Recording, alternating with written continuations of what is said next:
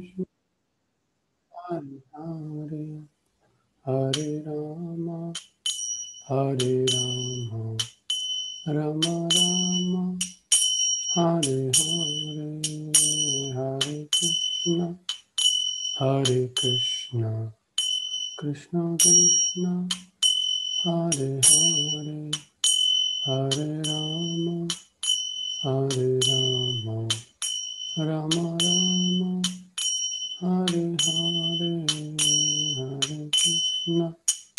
हरे कृष्ण कृष्ण कृष्ण हरे हरे हरे राम राम राम हरे हरे हरे कृष्ण कृष्ण कृष्ण हरे हरे हरे राम राम हरे हरे कृष्ण कृष्ण कृष्ण हरे हरे हरे राम राम हरे हरे कृष्ण कृष्ण कृष्ण हरे हरे राम राम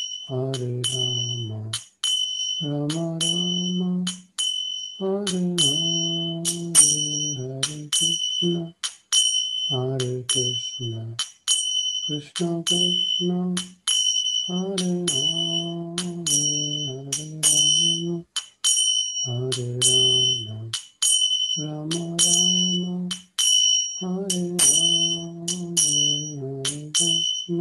हरे कृष्ण कृष्ण कृष्ण हरे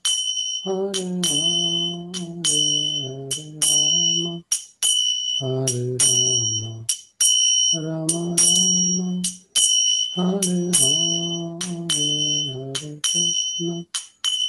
हरे कृष्ण कृष्ण कृष्ण हरे राम हरे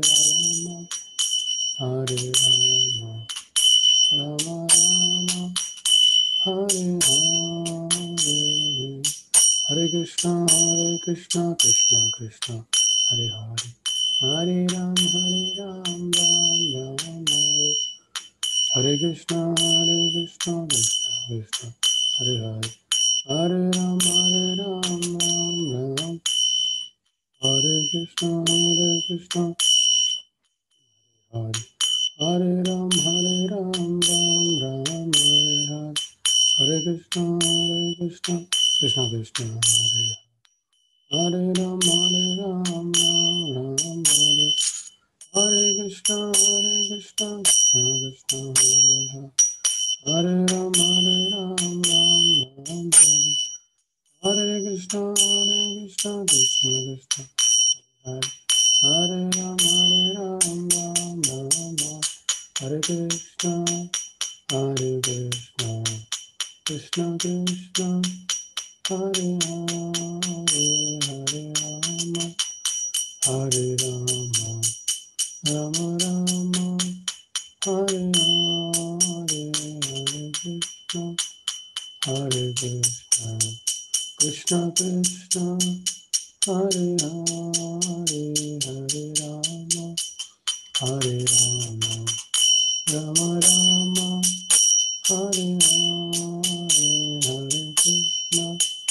हरे कृष्ण कृष्ण कृष्ण हरे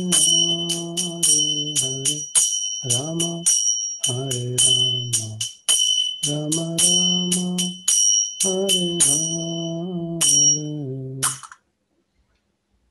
हरे कृष्ण हरे कृष्ण. तर सर्वांचं आजच्या सेशनमध्ये स्वागत आहे. हरे कृष्ण. आजचं हे आपलं 13वं सेशन, अध्याय क्रमांक 13, भगवद्गीता अध्याय क्रमांक 13. हरे कृष्ण. आपण मागच्या अध्यायात बघितलं, अध्याय क्रमांक 12 भक्तियोग, बरोबर आहे. आता भगवंतांनी सांगितलं की मी तुला सर्व गुह्य नॉलेज देत आहे. 10व्या अध्यायामध्ये 9व्या अध्यायामध्ये राजविद्या राजगुह्यम पवित्रमिदम उत्तमम. नंतर पुन्हा या 13 अध्यायामध्ये, मग 13 अध्याय कशासाठी आहे? 12व्या अध्यायामध्ये भक्तियोग झाला, मग 13 अध्याय कशासाठी आहे? हा प्रश्न साहजिकच आपल्याला येऊ शकतो. परंतु 12व्या अध्यायामध्ये भगवंत म्हणतात, तेषामहं समुद्धरता मृत्यू संसार सागरात भवामि न चिरात पार्थ मय्यावेशित चेतसाम. करेक्ट, की हे पार्थ, मी माझ्या भक्तांचा, जे माझी शरण घेतात, त्यांना अतिशय सोप्या पद्धतीने त्यांचा उद्धार करतो. तो उद्धार भगवंत कसा करतात, हा प्रश्न असतो आपल्याला. आणि बऱ्याच लोकांना आपल्याला प्रश्न असतो की आपण या भौतिक जगामध्ये आलो कसे, नंतर आपण इथं आसक्त कसे झालो, कारण काय, ही प्रकृती काय आहे, किती कठीण आहे ना. तर हे प्रश्नांचं उत्तर अर्जुनाला पाहिजे होतं. कारण आता अर्जुन हा प्रश्न भगवंताला विचारणार की बाबा भौतिक प्रकृती काय आहे, हे शरीर काय आहे, हे शरीर कशापासून बनलेलं आहे, आत्मा परमात्मा काय, माझं इथं बंधन का झालेलं आहे, आणि यापासून सुटका कशी होणार. आतापर्यंत भगवंतांनी 12व्या अध्यायापर्यंत सगळं नॉलेज दिलेलं आहे, परंतु अजून खोलामध्ये आपण जाणार की बाबा खरंच असं झालंच कसं. पहिल्यांदा एखादी गोष्ट होती, नंतर त्याचं उत्तर मिळतं, पण नंतर प्रश्न पडतो असं झालंच कसं की मग त्यामुळं अर्जुनाला पण तो प्रश्न पडला की असं झालं कसं, की आपण इथं बद्ध का आहोत. तर हे ज्ञान का महत्वाचं आहे. आता इथून पुढनं 13वा ते 18वाला ज्ञानयोग म्हणतात. पहिले 6 अध्याय कर्मयोग, मधले भक्तियोग 7 ते 12, आणि आता ज्ञानयोग. तर हे ज्ञानयोग कशासाठी असतं. भक्तियोग सगळ्यात महत्वाचा आहे. जसं एक राजा चालतो, राजाच्या समोर सैन्य, मागे सैन्य, मध्ये कोण असतं, राजा राणी, त्यांचे सगळे अंतरंग व्यक्ती. त्याचप्रमाणे आपण एक असं हे बनवतो, हिरा, एक अंगुठी सोन्याच्या अंगठीमध्ये हिरा असतो. त्याचप्रमाणे भक्तियोग हा राजा आहे. त्यामुळे कर्म आणि ज्ञानाच्या मध्ये तो भक्तियोग आहे. आणि जेव्हा आपण कर्म करतो, ज्ञान करतो, पण त्याला जर भक्तीचा टच नसेल तर दोन्ही व्यर्थ आहे. पण कर्म किंवा ज्ञानाला भक्तीचा टच असेल तर दोन्ही पण जोडल्या जातात भक्तीमध्ये. त्यामुळे भक्तियोग हा मिडलमध्ये असतो, मध्यस्थ 7 ते 12. आता हे ज्ञान म्हणजे जे हे ज्ञान आहे, हे भक्तीला पूरक ज्ञान. कुठलं ज्ञान, की बाबा आपल्याला बंधन का झालेलं आहे आणि या बंधनातून पुन्हा कसं मुक्त व्हायचं, त्याच्यावर आणखीन विश्लेषण आहे, बरोबर आहे. तर आता आपण ज्ञानयोगामध्ये एंट्री करत आहोत, आणि हा अतिशय सोपा अध्याय आहे, फार सोपा आहे. याचं नाव आहे क्षेत्रज्ञ विभाग योग. भले नाव अवघड आहे, परंतु हा अध्याय फार सोपा आहे. ठीक आहे, कुणाचा काय प्रश्न.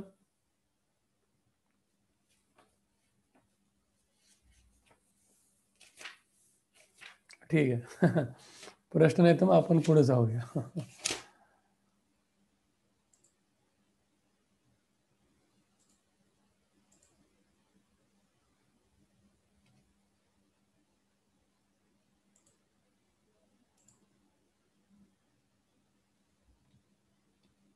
एक मिनिट.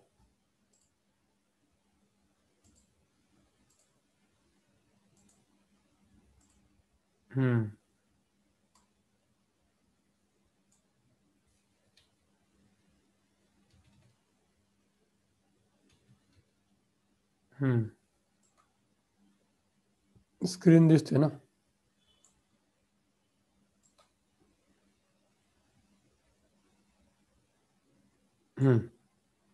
हरे कृष्ण. तर या अध्यायाचं नाव आहे क्षेत्रज्ञ विभाग योग. क्षेत्र म्हणजे प्रकृती, क्षेत्रज्ञ म्हणजे पुरुष, आणि विभाग म्हणजे यांची चेतना. क्षेत्रज्ञ विभाग योग. तर या अध्यायाला आपण वाईज म्हणू. वाईज म्हणजे शहाणा पुरुष, विद्वान व्यक्ती, विद्वत्त. तर पहिल्या 7 अध्यायामध्ये, श्लोकांमध्ये अर्जुन हा काही बौद्धिक प्रश्न विचारतो, अजून खोलातले प्रश्न विचारतो भगवंताला. मग ज्ञानाचे घटक काय, आत्मा आणि परमात्मा काय, नंतर आत्मसाक्षारित व्यक्ती कोण आहे, त्याचे गुणधर्म काय, त्याला ज्ञान कसं प्राप्त झालं, त्या ज्ञानाचं अंतिम ध्येय काय, असे बरेच या अध्यायामध्ये आपल्याला कळणार आहे. तर पहिला जो प्रश्न असतो, अर्जुन उवाच प्रकृती पुरुषं चैव क्षेत्रं क्षेत्रज्ञ एव च एतद्वेदितुमिच्छामि ज्ञानं ज्ञेयं च केशव. हे आणखी खोलातले प्रश्न त्यांनी विचारले, है ना, की बाबा मला भगवंत अजून थोडं सांगा. मग त्या भगवंतानी आता अर्जुनाने काय प्रश्न विचारले ते महत्वाचे आहे बघणं. काय प्रश्न विचारले बाबा त्यांनी? प्रकृती काय, नंतर पुरुष काय, नंतर क्षेत्रज्ञ काय, क्षेत्र काय, ज्ञान काय, आणि ज्ञेयम म्हणजे ज्ञानाचा उद्देश काय. बरोबर आहे. असे 6 प्रश्न विचारले बघा. प्रश्न प्रकृती, उत्तर काय? भौतिक प्रकृती, आपल्याला दिसते ती सगळी भौतिक प्रकृती, निसर्ग. पुरुष म्हणजे परमात्मा, क्षेत्र म्हणजे हे शरीर, क्षेत्रज्ञ, हा तिथे क्षेत्रज्ञ पाहिजे, क्षेत्रज्ञ म्हणजे जाणकार. कोणाचा जाणकार? 2 गोष्टी. क्षेत्रज्ञ म्हणजे एक आत्मा सुद्धा आणि परमात्मा सुद्धा. आत्मा म्हणजे कोण? जो आपल्या शरीराचा निरीक्षक आहे तोच, आणि परमात्मा म्हणजे सर्व शरीरांचा निरीक्षक. तर क्षेत्रज्ञ मध्ये दोन्ही गोष्टी होतात, आत्मा सुद्धा आणि परमात्मा. आपल्याला पण आपल्या शरीराचं नॉलेज आहे, परंतु आपल्याला सर्वांच्या शरीराचं नॉलेज नाही आहे. पण भगवंताला, परमात्म्याला सगळ्या जीवमात्रांच्या शरीराचं नॉलेज आहे. नंतर ज्ञान म्हणजे काय? की क्षेत्र काय, शरीर काय, आणि त्याला जाणणारा काय, या दोन्हींना ज्ञान म्हणतात. नंतर या ज्ञानाचे लक्ष्य काय? अंतिम लक्ष्य म्हणजे भगवान, गॉड. अरे, तर भगवंत त्याचं उत्तर देतात, इदम शरीरम कौंतेय क्षेत्रम इत्यत्यभिधीयते एतद्वेत्ति तं प्राहु क्षेत्रज्ञ इति तद्विदा. श्री भगवान म्हणाले, हे कोणते? या शरीराला क्षेत्र म्हटले जाते, आणि जो या शरीराला जाणतो त्याला क्षेत्रज्ञ म्हटले जाते. करेक्ट. परंतु सर्व शरीरांना जाणणाऱ्याला काय म्हणतात? परमात्मा. क्षेत्रज्ञं चापि मां विद्धि सर्व क्षेत्रेषु भारता क्षेत्र क्षेत्रज्ञयोर्ज्ञानं यज्ञानं मतं मम. हे भारत, मी सर्व शरीरांमधील सुद्धा क्षेत्रज्ञ असल्याने तू जाण, आणि हे शरीर आणि त्याच्या क्षेत्राला जाणणे म्हणजे ज्ञान होय. आता करंटली ज्ञानाची व्याख्या काय? ही टेक्नॉलॉजी, ते टेक्नॉलॉजी, पेपरमधलं नॉलेज, ते नॉलेज नाही आहे. नॉलेज म्हणजे एक शरीर काय, शरीराचे घटक काय, शरीराला त्रास का होतो, आपल्याला कुणाला आजाराची आवश्यकता नाही तरी पण आजार पण काय येतं, बरोबर आहे. आणि या शरीराचा नियंता कोण आहे, हे ऍक्च्युली खरं नॉलेज आहे. नंतर भगवंत म्हणतात, तत्क्षेत्रम यच्च यादृक यद विकारी यथश्च यद सचयोत प्रभावाश्च तत्मसेन मे शृणु. आता कृपया माझ्याकडनं तू क्षेत्र आणि त्याचे स्वरूप म्हणजे शरीर काय, शरीराचे घटक काय, त्यामध्ये कोणते बदल होतात, त्याची निर्मिती केव्हा होते, त्याचा ज्ञाता कोण आणि क्षेत्रज्ञाचा काय प्रभाव आहे, यांचे संक्षिप्त वर्णन ऐक, है ना. आणि हे नॉलेज जे आहे, हे नॉलेज एवढं सोपं नाही. आणि हे नॉलेज काय मी नवीन सांगत नाही तुला, हे सगळ्या ऋषींनी ऑलरेडी डिस्कस केलेलं आहे. याला वेदांत म्हणतात. पूर्ण वेदांतामध्ये हे दिलेलं आहे. ऋषीभिर बहुधा गीतम छंदोभिर्विविधे पृथक ब्रह्मसूत्र पदेश्चैव हेतुर्मद्भिर्विनिश्चिते. क्षेत्राचे आणि क्षेत्रज्ञाचे हे ज्ञान विविध ऋषींनी विविध वैदिक ग्रंथांमध्ये वर्णित केलेले आहे. विशेष करून हे ज्ञान सर्व कारण परिणामांसहित वेदांत सूत्रामध्ये सर्व तथ्यांसहित प्रस्तुत केले आहे, है ना. जनरली आपण नाव येतो वेदांत सूत्र, वेदांत सूत्र, वेदांत सूत्र, करेक्ट. आता शरीराचे किती घटक असतात? 24 घटक, बरोबर आहे. महाभूतान्यहंकारो बुद्धिर अव्यक्तम एवच इंद्रियानि दशकंच पंचचेंद्रिय गोचरा इच्छा द्वेष सुखम दुःखम संगाचेतना दती एतच्छेत्रम समासेन सविकाराम उदाहृतम. काय काय 24 घटक आहेत? पंचमहाभूत, हे आपल्याला सगळ्यांना माहिती आहे. पंचमहाभूत म्हणजे काय? पृथ्वी, पाणी, वारा, हे सगळे जे पंचमहाभूत आहेत. पृथ्वी आप तेज वायू आकाश. त्यानंतर मिथ्या अहंकार, बुद्धी, अव्यक्त, 10 इंद्रिय, आणि मन, आणि 5 इंद्रिय विषय, इच्छा द्वेष बरोबर आहे. काय काय आता बघा, हे झाले 5 घटक हे झाले पंचमहाभूत. नंतर 5 आपले अवयव कुठले कुठले? नेत्र, कान, नासिका, जिव्हा आणि त्वचा, हे ज्ञानेंद्रिय. 5 आणि 5 10. नंतर वाणी, पाय, हात, उपस्थ, गुदा, ही 5 कर्मेंद्रिय. 5 आणि 10 15. बरोबर आहे. नंतर इंद्रियाचा स्वामी असणारे मन 16. हे आणि नंतर काय? शब्द, स्पर्श, गंध, रूप, हे जे इंद्रियाचे विषय आहेत हे 5 21. आणि त्यानंतर काय? मिथ्या, अहंकार, बुद्धी, अव्यक्त, गुण 24. आता हे थोडं अवघड आहे, टेक्निकल आहे, परंतु फक्त आपण एक ढोबळ मनानं लक्षात घेऊया. वर वर करणे, हे 24 घटकांनी हे शरीर बनतं. आपल्याला फक्त हातपाय दिसतं, पण ऍक्च्युली किती घटक आहेत? 24 घटक आहेत या शरीरामध्ये.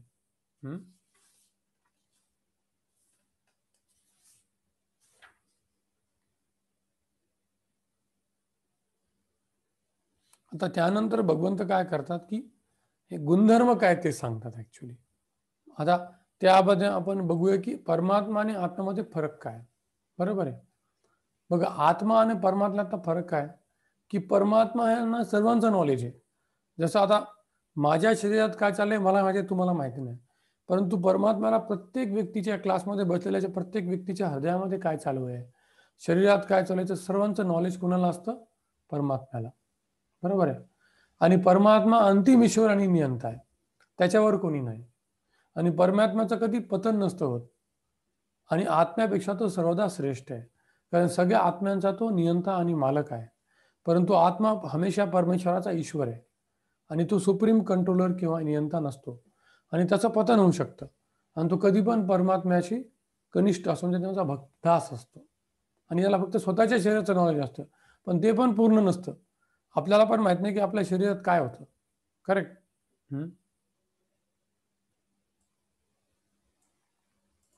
आता यानंतर कार्यक्षेत्र. बाबा, हे शरीर फील्ड ऑफ ऍक्टिव्हिटी, हे काय आपलं कार्यक्षेत्र. ऍक्च्युली याचं कसं चालतं, कसं आपण एखादं कृत्य कसं करतो हे जाणणं फार महत्वाचं आहे. हे ट्रँग्युलर आहे बघा, है ना. ऍक्च्युली ज्ञान म्हणजे काय की आत्मा, शरीर आणि परमात्मा. आता आत्म्याच्या खूप इच्छा असतात या शरीरामध्ये. आपल्याला शरीर का भेटलेलं आहे? कारण आपल्या ज्या इच्छा अतृप्त आहेत त्या पूर्ण करण्यासाठी परमात्म्याने आपल्याला एक नवीन शरीर दिलेलं आहे. बरोबर आहे. आणि ज्यावेळेस आत्मा एखादी इच्छा करतो तेव्हा परमात्मा बघतो की याच्या क्रेडिटमध्ये आहे का. जर असेल तर तो सँक्शन करतो, मग आपण ते कार्य करू शकतो, नाही तर कार्य करू शकणार नाही. आणि परमात्म्याला आपली प्रत्येक इच्छा माहिती असते, परंतु ती कधी पूर्ण होते, कधी पूर्ण होत नाही. कारण काय, आपल्याला ते तेवढं आपल्याकडे संचित कर्म आहे का. आणि ह्या तिघांचं जे कॉम्बिनेशन असतं त्याला ऍक्च्युली ज्ञान म्हणतात. बऱ्याच लोकांना फक्त फक्त शरीराचं नॉलेज आहे. आत्मा म्हणलं तर ते म्हणतात आत्मा, आत्मा काय असतो? आत्मा तर काहीच नाही, आपण फक्त शरीर आहे, खाणे, पिणे, झोपणे आणि मृत्यू, बस. नंतर काय? भस्मीभूतस्य देहस्य कुणा कुता पुनरागम भवेत. हजारो वर्षापूर्वी एक चार्वाक मुनी नावाचे ऋषी होते. काय म्हणतात ते? यावत जीवेत तावत जीवेत, ऋणम कृत्वा घृतम पिबेत, भस्मीभूतस्य देहस्य कुतः पुनरागमनो भवेत. काय त्यांची फिलॉसॉफी आहे. यावत जीवे, जोपर्यंत जगणार तोपर्यंत आयुष्य आरामात जगा, कर्ज काढा परंतु उपभोग घ्या, भोग करा. कारण एकदा का शरीराचा मृत्यू झाला तर पुन्हा कुणाला काय माहिती, मग काय फरक पडतो. आता ही फिलॉसॉफी किती डेंजर आहे बघा तुम्ही. ही फिलॉसॉफीमुळे काय होणार, कितीतरी चोरांची निर्मिती होणार, कितीतरी गुंड्यांची निर्मिती होणार. कारण त्यांना वाटतं काय, सगळ्या बँक लुटायच्या, जे काय करायचं सगळे वाईट कार्य करायच्या, नंतर एन्जॉय करून मृत्यूच्या शेवटी मरून घ्यायचं, झालं, काय फरक पडतो. परंतु ज्यावेळी आपण आत्मा, परमात्मा आणि पुनर्जन्माची फिलॉसॉफी इंट्रोड्यूस करतो त्यावेळी लोकांना घाबरले जातात. नको बाबा, कारण मला पुढच्या जन्मात पण हे पाप माझ्यासोबत येणार आणि मला त्रास होणार. करेक्ट. हे कॉन्शियस माणसाला कधी होतं? कारण ज्यावेळेस पुनर्जन्म आहे तेव्हा भारतीय तत्वज्ञान किती सर्वश्रेष्ठ आहे. ज्यावेळेस आपण पुनर्जन्माला व्हॅल्यू देत नाही तोपर्यंत मग त्यावेळेस काय होणार, समाजामध्ये भौतिकता माजणार आणि कुठलाही व्यक्ती सुखानं राहू शकणार नाही, कुठलाच नाही. कारण काही भीती नाही ना. परंतु पुनर्जन्मामुळे काय भीती असते की नाही बाबा, आपल्याला असे खूप जन्म मिळतील, मग दुःखाच्या यातना होतील, आपण प्राणी हो, किडा हो, मुंगी हो, मग काय होणार है ना. त्यामुळे हे तत्वज्ञान किती महत्वाचं आहे.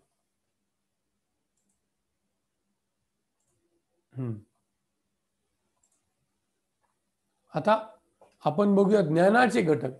ऍक्च्युली ज्ञान काय असतं हे फार महत्वाचं आहे. ज्ञान म्हणजे केवळ टेक्नॉलॉजीचं नॉलेज नाहीये है ना. तर रिअल ज्ञान काय हे आता 8 ते 12 या सुंदर श्लोकांमध्ये सांगितलेलं आहे है ना.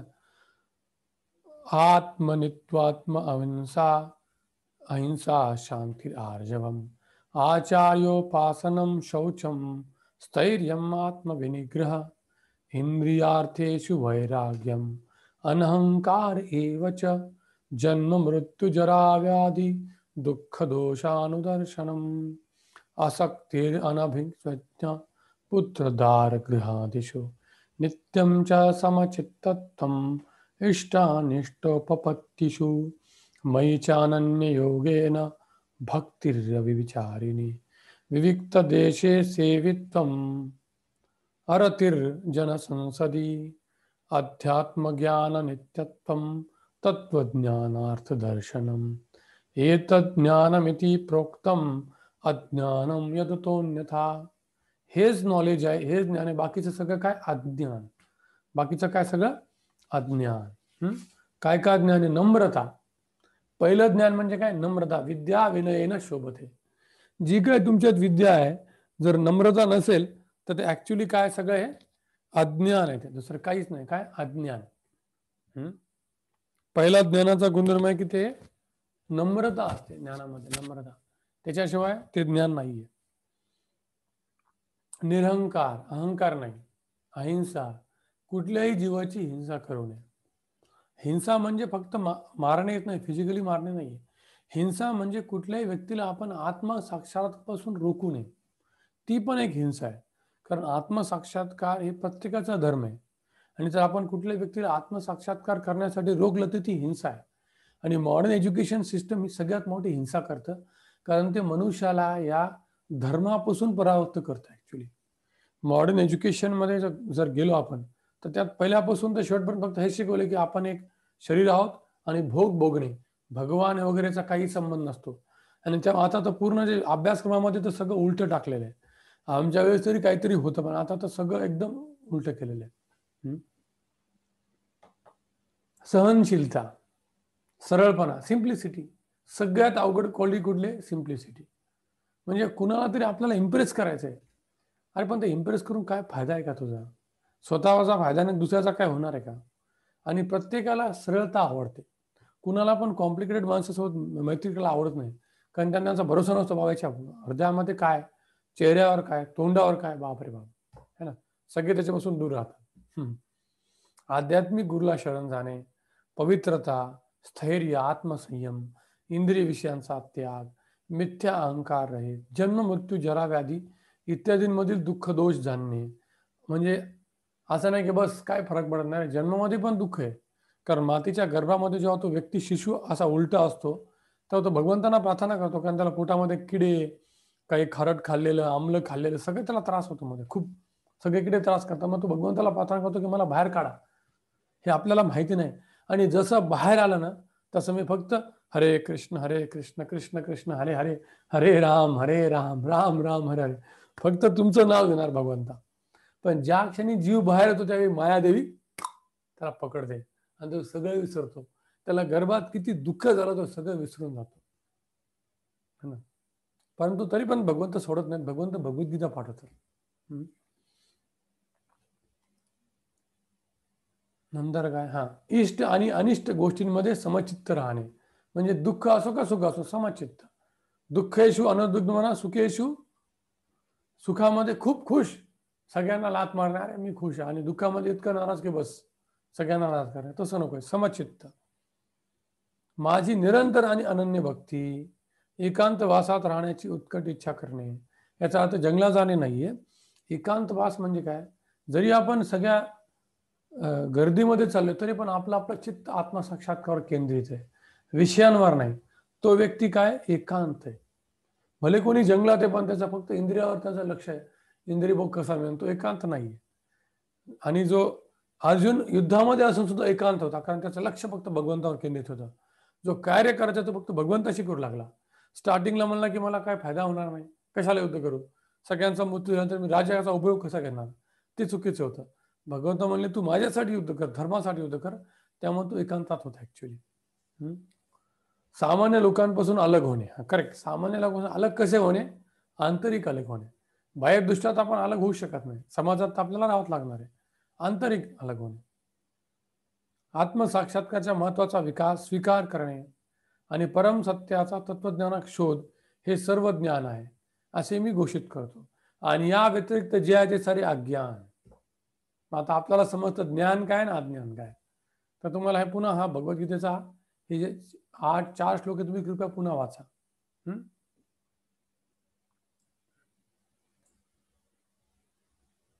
हा जो फोटो आहे तो फेमस फोटो आहे स्वामी प्रभुपादचे गुरु आणि प्रभुपाद. तर स्वामी प्रभुपाद ज्यावेळेस यंग होते, कलकत्त्यामध्ये स्कॉटिश चर्च कॉलेजमध्ये त्यांचं एज्युकेशन चालू होतं, त्यावेळी त्यांनी खूप साधू बघितले होते. त्यांचा एक मित्र म्हणला नरेंद्र की बाबा आज एक साधू भेटायला, आपण साधूला भेटायला जाऊ. तो म्हणे नको, मला साधूला भेटायचा, मी खूप असे बंधू बघितले. ते म्हणे नाही नाही, हा फार स्पेशल साधू आहे, प्लीज प्लीज तुला यावंच लागणार. मग प्रभुपादजी त्यांच्याकडे गेले, त्यांनी भरपूर लेक्चर दिलं. आणि इमिजिएटली ज्यावेळेस ते स्टार्टिंगला आलेल्या स्वामी त्यांच्या प्रभुपादांच्या गुरु त्यांना सांगितलं की तुम्हाला इंग्लिश समजताना, तर तुम्ही या भगवंताच्या ज्ञानाचा प्रचार अमेरिकेत करा, पाश्चात्य देशात करा. तर प्रभुपादजी म्हणले अरे मला तुम्ही ओळखत नाही, मला डायरेक्ट कसं काय सांगता तुम्ही. मग त्यांना वाटलं की बाबा, त्यांनी प्रश्न विचारला की अहो तुमच्या या ज्ञानाला काय व्हॅल्यू आहे भारत सध्या परतंत्र्यामध्ये, आणि त्याचा फायदा काय होणार आहे का. ते म्हणे तुमचं म्हणणं बरोबर आहे, परंतु माझा एक तुम्हाला प्रश्न आहे की हे पारतंत्र्य ऍक्च्युली हे मनाचं पारतंत्र्य आहे. ब्रिटिशच्या आधी आपल्यावर कुणाचं राज्य होतं आपल्याला माहिती आहे, मुस्लिमांचं राज्य होतं. नंतर ब्रिटिशांचं राज्य आलं, आणि आता आपण ब्रिटिशांपासून मुक्त आहोत का असं किती लोकांना वाटतं. अजूनही आपण ब्रिटिशांच्याच पारतंत्र्यात आहोत, कारण त्यांची संस्कृती पूर्ण आपण घेतलेली आहे, पूर्ण. तर यांचं म्हणणं होतं की हे पारतंत्र्य राहणारच आहे, कारण जोपर्यंत आपण इंद्रियाच्या पारतंत्र्यात आहे तोपर्यंत कुणी पण आपल्याला गुलाम बनू शकतं.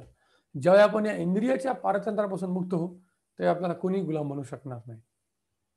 मग त्यावेळी प्रभुपाद म्हणले वा, माझी हा झाली, तुमचं तत्वज्ञान मला खूप आवडलं आणि तुम्ही फार जेन्युइन साधू आहात. आणि त्यानंतर प्रभुपादजी त्यांचे शिष्य झाले काही वर्षानंतर. आता 20 दैवी गुणधर्म आपल्याला ऑलरेडी मी तुम्हाला सांगितले. आणि हे जे दैवी गुणधर्म आहेत, आता जसा वाल्या कोळी होता तो मारेकरी होता ना, त्याच्यामध्ये कुठे गुणधर्म होते का? नव्हते. पण हे सगळ्या गुणधर्म कसे आपल्याला डेव्हलप होतील? फक्त एक गुणधर्म, मयीच अनन्य भावेन भक्ती योगेन सेवते. ज्यावेळी आपण भगवंताची भक्ती करण्याचा निर्धार करतो त्यावेळी सगळे गुणधर्म आपल्याला प्राप्त होतील. सगळे, हे सगळे गुणधर्म ऑटोमॅटिक त्या व्यक्तीच्या शरीरामध्ये वास करतात. ज्यावेळी आपण फक्त एक गुणधर्म घेतो, सगळ्यात महत्वाचा कुठला? भगवंताची भक्ती. हे ऍक्च्युअली त्याचं सिक्रेट आहे. आपण डायरेक्टली गुण प्राप्त करण्याचा प्रयत्न केला तर आपल्याला शक्य नाही, बरोबर आहे. त्याचं मेन गुपित काय आहे तर आचार्योपासनम. त्यात काय दिले? आचार्योपासनम तद्विद्धी प्रणिपातेन परिप्रश्नेन सेवया उपदेक्षन्ति ते ज्ञानम ज्ञानिनस तत्वदर्शिना. ज्ञानिनस तत्वदर्शिना. ज्यावेळी आपण आचार्यांची उपासना करतो, त्यांनी दिलेल्या मार्गाचं पालन करतो, ऑटोमॅटिक हे सगळे दैवी गुणधर्म आपल्यामध्ये आपल्याला प्राप्त होतील. हे त्याचं गुपित आहे. बाहेर काही लोक तुम्हाला भेटतील, विनम्र आहेत, धर्माचं पालन करतील, पण काही ना काही मिस्टेक होणार, काही ना काही मिस्टेक होणार, कारण त्याचं त्यांना सिक्रेट माहित नाही. हे गुणधर्म आपण प्राप्त करू शकत नाही, ते आपल्याला प्राप्त होतात किंवा दिले जातात आपली प्रामाणिकता बघून. जेव्हा आपण गुरुची सेवा करतो तेव्हा ब्रह्मचारी गुरुकुले वसंतांतम गुरोरितम आचरम दासवन नीचो गुरो सुरदुद्र सौहृदम. ज्यावेळी ब्रह्मचारी गुरूंच्या आश्रमात जाऊन त्यांची सेवा करतो त्यावेळी तत्वदर्शी गुरु त्याला पूर्ण गुणधर्म प्रदान करतो. हे डायरेक्ट असे तुम्हाला प्राप्त होऊ शकत नाहीये, कारण ते प्राप्त करण्यामध्ये एक प्राईड असतो, अहंकार. पण जेव्हा आपण गुरुची सेवा करतो तेव्हा आपण निरंकारी होतो. तेव्हा ट्रॅडिशनली ब्रह्मचारीचे गुरुकुलचे ब्रह्मचारी ते जाऊन काय मागतील? भिक्षा. भिक्षाम दे, प्रत्येकाचे आम्ही दास आहोत. ही सगळ्यात महत्वाचा गुणधर्म आहे. आणि अशा व्यक्तीला जेव्हा शास्त्रांचं नॉलेज असतं तेव्हा त्याचा तो चुकीचा उपयोग करणार नाही. नाही तर मग जर गर्वित व्यक्तीला जर शास्त्राचं नॉलेज असेल तर त्याचा मिसयूज करू शकतो. त्यामुळे नॉलेज अयोग्य व्यक्तीला कधी दिलं जात नाही, कारण तो त्याचा फार मोठा चुकीचा उपयोग करू शकतो. अज्ञानी असेल तर ठीक आहे, पण ज्ञानी मनुष्य जर बिघडला तर तो पूर्ण जगाचा नाश करू शकतो. त्यामुळे शास्त्रामध्ये हे वर्ज्य आहे की अयोग्य व्यक्तीला कधीही नॉलेज देऊ नये. करेक्ट. आणि हे ज्ञान प्राप्त करण्याचं गुपित काय, हे तुम्ही घरात बसल्या बसल्या पण करू शकता. तुम्हाला जंगलात जायची गरज नाहीये, संन्यास घ्यायची गरज नाहीये, काही नाही. कसं शक्य आहे बघा, सिंपल. कारण मॅक्झिमम लोक गृहस्थ आहे, सगळेजण ब्रह्मचारी नाहीये. तर आदर्श गृहस्थ जीवन कसं आहे, ज्यावेळी आपण गुरुच्या मार्गदर्शनाखाली सगळ्यांसोबत आरती करणे भगवंताची, संकीर्तन करण्यासोबत सर्वांसोबत प्रसाद घेणे, शास्त्राचं अध्ययन आणि पठन करणे, हे तर आता सगळं नष्ट होतंय. कुणाला वेळच नाही सोबत यायला. A family prays together can only stays together, otherwise fights. ज्या फॅमिलीला एकत्र येऊन कुठलं कार्य करण्यासाठी वेळ नाही ती कशी टिकणार, मग फक्त भांडणच होणार. आणि हे कार्य फार महत्वाचे, कारण जेव्हा आपण भगवंताला सेंटरमध्ये ठेवतो तेव्हा भांडणं होणार नाहीये. जेव्हा भगवंत सेंटरमध्ये गेल्यावर सगळ्या फॅमिली बघा कशा झाल्यात.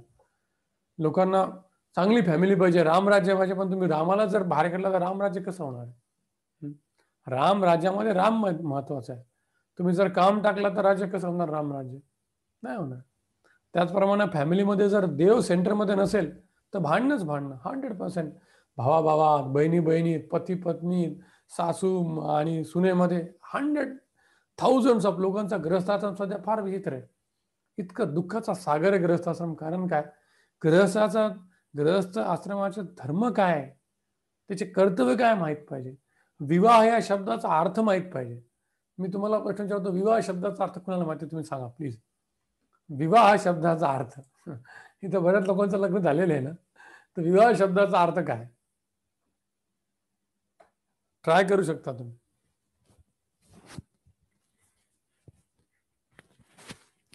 प्रभूजी, विष्णू विवाह, विष्णूला वाहणारा कोणी सांगितलंय, कोणी सांगितलं, इथं माहिती होत. कोणी सांगितलं? आय थिंक सो फर्स्ट 1-2 दिवसामध्येच कळलं होतं ते अटेंड करताना क्लास. बरोबर आहे. विवाह म्हणजे काय, वि म्हणजे विष्णू. ज्या घरामध्ये विष्णूची पूजा होते तो विवाह आहे.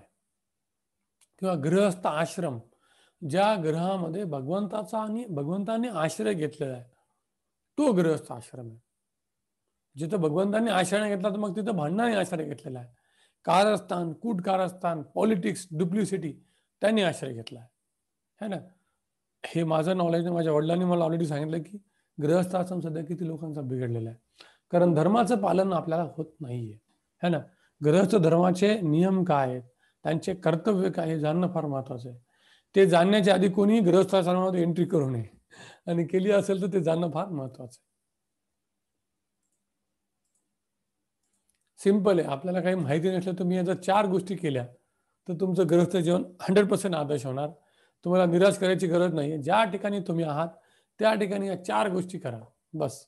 मग बघा तुमचं जीवन कसं बदलतं, हळूहळू, step by step, step by step. आता त्यानंतर भगवंत सांगतात आत्मा आणि परमात्मा हे काय आहे. बरोबर आहे.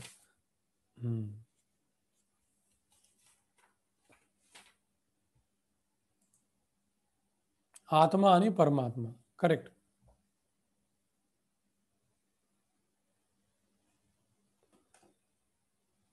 जेव्हा आपल्याला आध्यात्मिक जीवनामध्ये जेव्हा इंटरेस्ट पाहिजे असेल कुणाला, तर त्याला 2 गोष्टी जाणणं महत्वाचं आहे की आत्मा काय आणि परमात्मा काय. काही लोक म्हणतात आत्मा सो परमात्मा, आत्मा आणि परमात्मा एक आहे. आत्मा आणि परमात्मा एक नाही. जर आत्मा आणि परमात्मा एक असेल तर आपल्याला पूर्ण लोकांच्या शरीराचं नॉलेज का नाही, आपल्या शरीराचं पण आपल्याला पूर्ण नॉलेज नाही. त्यामुळे हे दोन्ही जाणणं फार महत्वाचं आहे. बऱ्याच लोकांना आत्म्याचा नॉलेज समजतं की अरे हा आत्मा आहे, पण परमात्मा जाणणं फारच अवघड आहे की परमात्माची वर्किंग काय, हा परमात्मा कुठं असतो, हा आत्मा कुठं असतो, आपण त्या परमात्म्याला बघू शकतो का, असं फार फार कॉम्प्लिकेटेड नॉलेज ऍक्च्युली हे. म्हणजे असे श्लोक पण आहेत, जसं भगवद्गीतेमध्ये हा श्लोक आहे 14वा, सर्वतः पाणिपादं तत् सर्वतोक्षी शिरोमुखम सर्वतः श्रुतिमल्लोके सर्वमावृत्य तिष्ठती. सर्वत्र परमात्म्याचे हात, पाय, नेत्र, मस्तके, मुखे आणि कान आहेत. याप्रमाणे परमात्मा सर्व व्यापून आहे. तेव्हा बऱ्याच लोकांना वाटतं की भगवंताचं रूप नाहीये. अशा श्लोकांमुळे त्यांना वाटतं भगवंत सर्वत्र आहे. मग मग कशा काय त्यांचे पाय सर्वत्र? सिंपल, सूर्याचा प्रकाश सर्वत्र आहे, पण तरी सूर्याचं अस्तित्व आहे. त्याचप्रमाणे भगवंताचे हात, पाय, मुख सर्वत्र आहे, परंतु भगवंताचं रूप पण हे स्वतंत्र आहे. परमात्मा हा सर्व इंद्रियाची मूळ गमस्थान आहे आणि तरीही तो इंद्रियारहित आहे. जो सर्व जीवांचा पालन करता असला तरी तो अनासक्त आहे. तो प्राकृतिक गुणांच्या पलीकडे आणि त्याचबरोबर सर्व प्राकृतिक गुणांचा स्वामी आहे. म्हणजे सगळे गुण त्याच्या अंडर आहे, पण त्याला त्याचा इफेक्ट होत नाही. त्याचप्रमाणे जेवढे इंद्रिय आहेत त्याचे अधीन आहेत, पण तो इंद्रियाच्या अंडर नाहीये. हे परमात्म्याचे विशेष गुणधर्म आहेत. आत्मा इंद्रियाच्या अंडर येतो. आत्मा सर्वातीत नाहीये, सर्व अधीन आहे. पण परमात्मा कसा अपोजिट आहे? आत्मा अनु परमात्मा विभू. जसं सूर्याची किरण आणि सूर्य, आत्मा परमात्मा. सूर्याची किरण हे आत्मा, सूर्य परमात्मा. आता या आत्म्याचे गुणधर्म काय? बरोबर आहे है ना?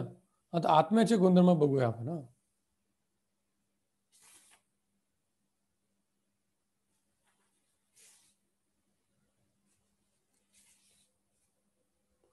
आत्मा, आपण दुसऱ्या अध्यायात पाहिलं की आत्म्याचे गुणधर्म काय? आत्माचा कधी नाश होत नाही. असे बरेच एक्सपिरियन्स लोकांना आहेत की त्यांनी स्वतःचं शरीर त्यांनी बघितलं बाहेरून. त्याला DOB किंवा NOB, near ND, near death experience किंवा आउट ऑफ बॉडी एक्सपिरियन्स असं म्हणलं जातं. आणि आत्मा पण अविनाशी आहे, कारण आत्म्याचा नाश होत नसतो. आत्म्याचा नाश होत नसतो. आत्मा हा अविनाशी. आत्म्याला कुठलीच गोष्ट ही कलर करू शकत नाही, कारण आत्मा हा पवित्र आहे. नैनम छिंदंती शस्त्रांनी नैनम दहती पावका. परंतु सध्या आपल्या आत्म्यावर एक कवरिंग आलेली अज्ञानाची, त्यामुळं आपल्याला वाटतं की आपण मिक्स झालेलो आहे. परंतु आत्मा कसा मिश्रण रहित आहे, तो टोटल प्युअर आहे, अनकंटॅमिनेटेड आहे. परंतु त्यावर एक आवरण आल्यामुळे आपल्याला वाटतं की अरे मी असा आहे, माझी जाती आहे, माझा कलर असा आहे, माझा धर्म असा आहे, माझा देश असा आहे. पण हे सगळं आत्म्याचा काही संबंध नाही. आत्मा हे क्लिअर तत्व आहे, इटर्नल तत्व. परंतु ते झाकल्या गेल्यामुळे आपल्याला तसं ते वाटतं. आणि हे कसं आपल्याला समजतं? हे भक्तीचं ज्ञान. जेव्हा आपण हे भक्तीचं ज्ञान प्राप्त करतो, भक्ती करतो, तर हळूहळू आपल्या जी वरची जी अज्ञानाची जी कवरिंग आहे, अज्ञानाची जी छाया, ती आपण त्यातून मुक्त होतो. करेक्ट. आता परमात्म्याचे गुणधर्म याचे अपोजिट. परमात्मा कधी पण प्रकृतीच्या अंडर येणार नाही. आपण आधीच डिस्कस केलंय. परमात्मा कधीही प्रकृतीच्या अंडर येत नाहीये. परमात्मा हमेशा सच्चित आनंद आहे. तो या प्रकृतीच्या हमेशा वर आहे. तो ऑल परवेडिंग म्हणजे काय? तो सर्वत्र व्याप्त आहे. जसं सूर्याचा प्रकाश कसा आहे? सर्वत्र व्याप्त आहे. तसंच परमात्म्याचा प्रकाश कसा आहे? परमात्मा सर्वत्र व्याप्त आहे. भगवंताच्या दोन शक्ती, एक आहे आध्यात्मिक शक्ती आणि एक आहे भौतिक शक्ती. आणि भगवंत दोन्ही शक्तीचे मालक आहे. भगवंत काय? दोन्ही शक्तीचे मालक आहे. आता हे आत्मा आणि परमात्मा याचा जाणकार कोण, हे जाणणं फार महत्वाचं आहे. या दोघांचं नॉलेज असणं हे अतिशय महत्वाचं. आत्मा आणि परमात्मा याचा जाणकार कोण? तर भगवंत सांगतात, इति क्षेत्रम तथा ज्ञानम ज्ञेयम चोक्तम समासतः मद्भक्त एतद् विज्ञाय मद भावयोपपद्यते. याप्रमाणे क्षेत्र, देह, ज्ञान आणि ज्ञेय यांचे संक्षिप्त वर्णन मी तुला सांगितले. केवळ माझा भक्तच हे पूर्णपणे जाणून माझ्या स्वभावाला प्राप्त होऊ शकतो. कोण जाणू शकतो? तो केवळ भगवंताचा भक्त आहे, तोच जाणू शकतो. मॅक्झिमम लोक आत्म्याच्या ज्ञानामध्ये संपतात. काही लोक फक्त म्हणतात की परमात्मा आत्मा एक आहे. काही म्हणतात फक्त परमात्मा असतो, आत्मा नाहीच आहे, आपण सगळे परमात्मा आहे. म्हणजे असं विचित्र नॉलेज आहे.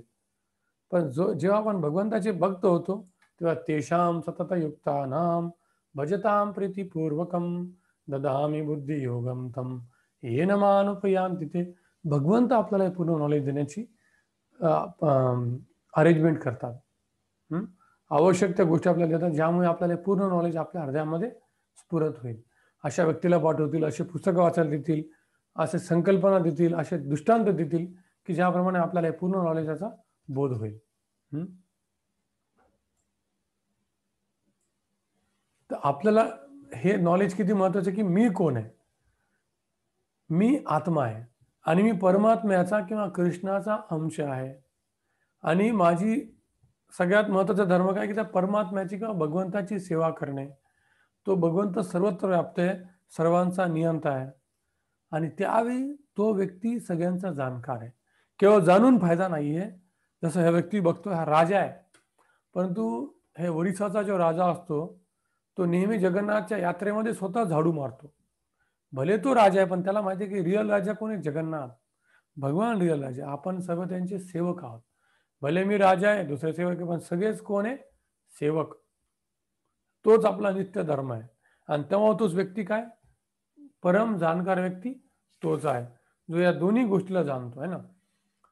पुरुषा प्रकृतीस्थो हि भुंक्ते प्रकृती जान गुणान कारणम गुण संगोश्च सद असत योनी जन्मसू. याप्रमाणे जीवात्मा प्रकृतीच्या 3 गुणांचा भोग करीत भौतिक प्रकृतीमध्ये जीवन व्यतीत करतो. भौतिक प्रकृतीशी संगल केल्यामुळे असे घडते. याप्रमाणे त्याला विविध योनींमध्ये बरे वाईट प्राप्त होते. कार्यकारण हे कर्तृत्वे हेतु प्रकृती उच्यते. पुरुषा सुख दुःखानां भोक्तृत्वे हेतु उच्यते. प्रकृती ही सर्व भौतिक कार्यकारणांना कारभूत असल्याने म्हटले आहे. जर जीव या संसारातील विविध सुखदुःखांचा उपभोग घेण्यास कारणीभूत असल्यामुळे तो काय करतो, या भौतिक जगामध्ये पुन्हा त्याला जन्म घ्यावा लागतो.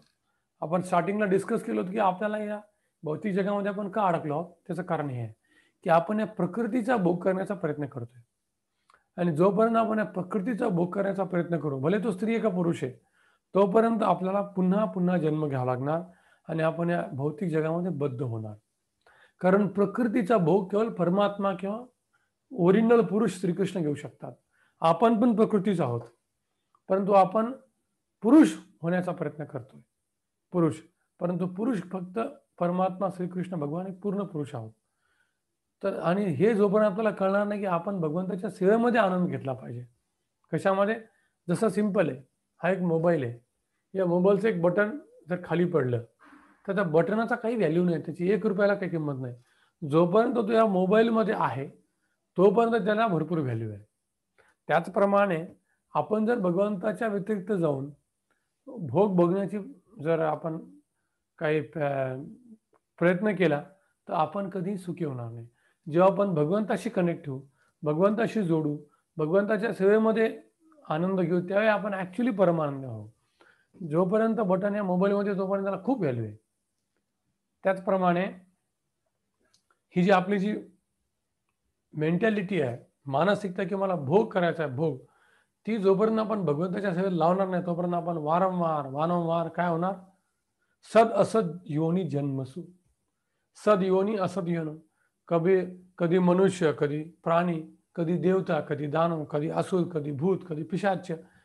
किती योनी येतात, 84 लक्ष योनी. प्रत्येक योनीमध्ये अनेक प्रकार.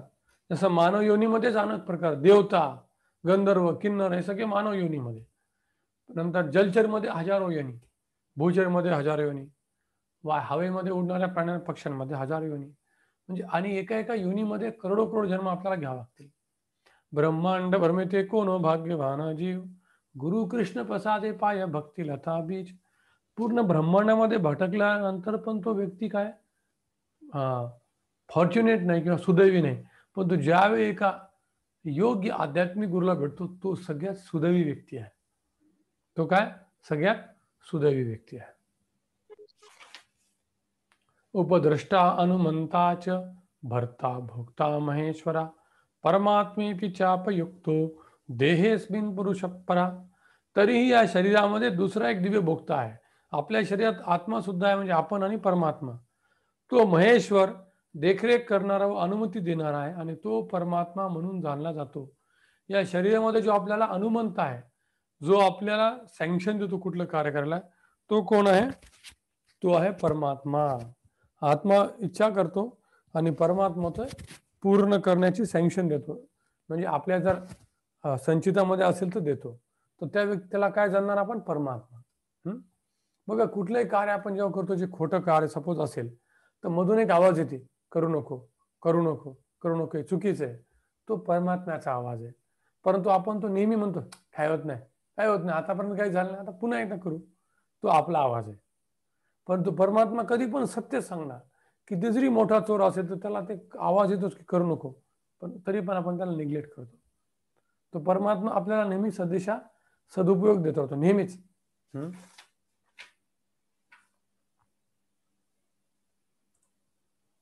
आता आत्मसाक्षात्कारी व्यक्ती कोण आहे?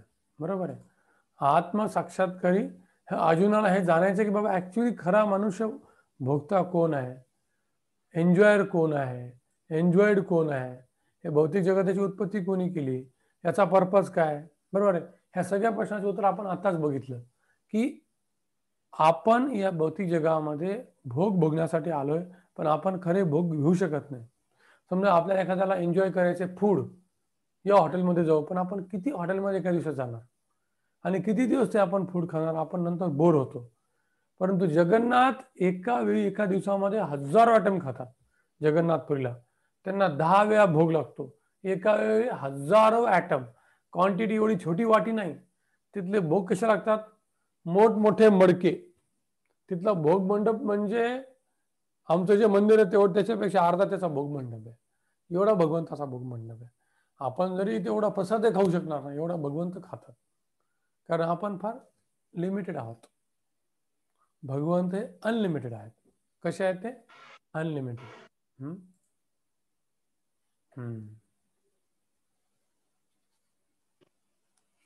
हे आपण आत्म्याचे गुणधर्म बघितले, आपण प्रकृतीचे गुणधर्म पण आपण ऍक्च्युली बघितले. ठीक आहे.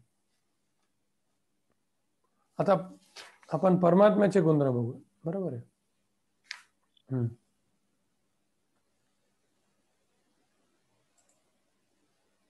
ते पण आपण बघितलं. आता फक्त बघायचं की आत्मसाक्षात्कारी व्यक्ती, करेक्ट, आत्मसाक्षात्कारी व्यक्ती जाणं फार महत्वाचं. आता बघा, व्यक्ती कोण आहे? समहम सर्वेषु भूतेषु तिष्ठन्तं परमेश्वरम विनश्यत्य विनश्यत्यम यः पश्यति स पश्यति. जो मनुष्य सर्व देहांमध्ये जीवात्म्याला साथ देणाऱ्या परमात्म्याला पाहतो आणि जो जाणतो की नश्वर देहामधील आत्म्याचा आणि परमात्म्याचा कधीही विनाश होत नाही, तो यथार्थ रूपानेच पाहतो. तो त्याच्याकडे ज्ञानचक्षु आहे. त्याच्याकडे काय आहे? ज्ञानचक्षु आहे. त्यामुळे पंडिता समदर्शिना, तो प्रत्येक प्राण्यामध्ये भगवंताचा अंश बघतो आणि त्या प्राण्यामध्ये पण आत्मा आहे. भले तो सध्या प्राणी आहे, पण तो कोण आहे? तो आत्मा आहे. त्याला हे समजतं की हे शरीर काय आहे आणि भौतिक प्रकृती काय आणि आध्यात्मिक प्रकृती काय. भले आत्मा एका प्राण्याच्या शरीरात जरी असेल तरी पण तो आध्यात्मिक आहे. काय तो? आध्यात्मिक आहे. आणि एखाद्याचं शरीर कितीही चांगलं असेल पण शरीर काय? भौतिक आहे. याला म्हणतात आत्मसाक्षात्कारी व्यक्ती. तर त्यामुळे कधी डिफरन्स करत नाही की हा फार श्रीमंत आहे, ठीक आहे ठीक आहे, मग हा चांगला असणार आहे, हा गरीब आहे, हा प्राणी, मला कापून टाका. तसं नाहीये. त्याला माहिती आहे की हे आत्म्याचं तत्व आहे, प्रत्येक ठिकाणी सेम आहे. आत्म्याचे गुणधर्म प्रत्येक ठिकाणी सेम आहे. भले कोणी प्राण्याच्या शरीरात आहे, कोणी मनुष्याच्या, कोणी देवतेच्या, ती त्याच्या कर्माने, परंतु आत्मा तर सेम आहे. जेवढी आपल्यावर कव्हरिंग आहे, जेवढं आपल्यावर आवरण स्ट्रॉंग होतं, त्याप्रमाणे आपली चेतना कमी होते. जसे वृक्षाची चेतना, प्राण्याची चेतना, मनुष्याची चेतना, देवांची चेतना, जसजशी चेतनेचा विकास होतो त्याप्रमाणे शरीर पण चांगलं मिळतं आपल्याला. कारण हे शरीर कशासाठी असतं, तर आपल्याला पूर्ण विकसित चेतनेकडे जायचं, म्हणजे कृष्ण चेतना, की आपण पूर्ण पुरुषोत्तम भगवंताचे दास आहोत आणि त्याची प्रेममय भक्ती करणे ही पूर्ण विकसित चेतना. तेव्हा अशा व्यक्तीला हे अतिशय चांगलं शरीर मिळतं की ज्या शरीरामध्ये तो या चेतनेचा विकास करू शकतो. तेव्हा मनुष्य देह अतिशय महत्वाचा आहे. दुर्लभ मानुषम देह, कारण बाकीच्या देहामध्ये आत्मसाक्षात्कार होणं फार अवघड आहे, परंतु मनुष्य देहामध्ये आत्मसाक्षात्कार सोपा असतो. समम पश्यन् हि सर्वत्र समवस्थितम ईश्वरम नहि हिन्नस्त्यात्मानं ततो याति पराम गतिम. जो मनुष्य सर्व जीवांमध्ये परमात्म्याला समान रूपामध्ये उपस्थित असल्याचे जाणतो, तो मनामुळे स्वतःची अधोगती होऊ देत नाही, याप्रमाणे तो परमगतीला प्राप्त होतो. असा व्यक्ती काय करतो? तो परमगतीला प्राप्त होतो, कारण ज्ञानचक्षुची प्राप्ती होते. प्रकृत्येवच कर्माणि क्रियमाणानि सर्वशः यः पश्यति तथात्मानं कर्तारं स पश्यति. जो मनुष्य पाहू शकतो की भौतिक प्रकृतीद्वारे निर्मित शरीर सर्व कर्म करते आणि आत्मा अकर्ता आहे, तोच यथार्थपणे पाहतो. हे ज्ञानचक्षु आहे की हे भौतिक शरीर ऍक्च्युली कार्य करतं. आत्म्याचं कधी लग्न होत नाही किंवा आत्म्याचं कधी दुःख होत नाही, आत्मा कधी कर्जावर जाऊ शकत नाही, आत्म्याला कधी आजार होत नाही. हे सगळं शरीराशी होतं. मॅरेज कुणाचं होतं? शरीराचं. आत्म्याचं कुठं होतं? मग एखाद्याचा मृत्यू झाल्यानंतर मग ते सगळं नष्ट का होतं? कारण आत्मा निघून चाललाय. शरीर तर आज इट इज आहे. त्यामुळे या सगळ्या गोष्टी शारीरिक आहेत. आध्यात्मिक म्हणजे शरीराच्या वर, आणि ह्या सगळ्या भौतिक म्हणजे शरीराची संबंधित. परंतु सध्या कसं आपण या शरीरामध्ये एवढं मिक्स झालो की आपल्याला वाटतं मी शरीर आहे. कारण प्रकृतीच तो भुंगते यांती यान गुणान. कारण आपण हजारो वर्षापासून अनादि बहिर्मुख जीव भोगवांछा करे, निकटस्थ माया तारे झपाटी आधारे, की अनादि अनादि युगांपासून आपण या शरीरामध्ये अडकलेलो आहोत. तर आपण काय समजतो? मी शरीर आहे. पण हळूहळू जे आपल्याला ज्ञान प्राप्त होतं आध्यात्मिक, ते हळूहळू आपण याच्यावर येऊ शकतो. ते आहे ज्ञानचक्षु. ते काय? ज्ञानचक्षु.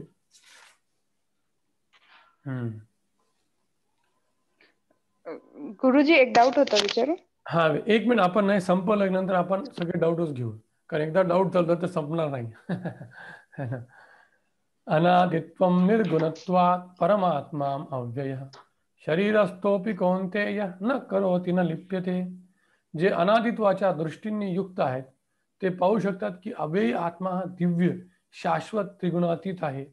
हे अर्जुना, भौतिक शरीराच्या संपर्कात असून देखील आत्मा काहीतरी नाही किंवा कोणत्याही गोष्टीमुळे लिप्त होत नाही. किती जरी आपण भौतिक जगामध्ये असलो तरी आत्मा हमेशा काय? तो सगळ्यात सेपरेट आहे. फक्त त्याच्यावर कवरिंग आहे. जसं हिरा असतो. हिरा तुम्ही किती जरी खड्ड्यात टाकला, मातीत टाकला, पण तो हिराच आहे. त्याच्यावर आवरण असेल तर आपल्याला बाहेर काढावं लागणार आहे, पण मधून शुद्ध हिरा भेटणार. ते वरचं आवरण आहे. तर सध्या जे आपल्याला वाटतं ते सगळं ऍक्च्युली वरचं अज्ञानाचं आवरण आहे. आत्मा हा अतिशय शुद्ध निर्मळ आहे. आत्म्यामध्ये काही भेसळ होऊ शकत नाही.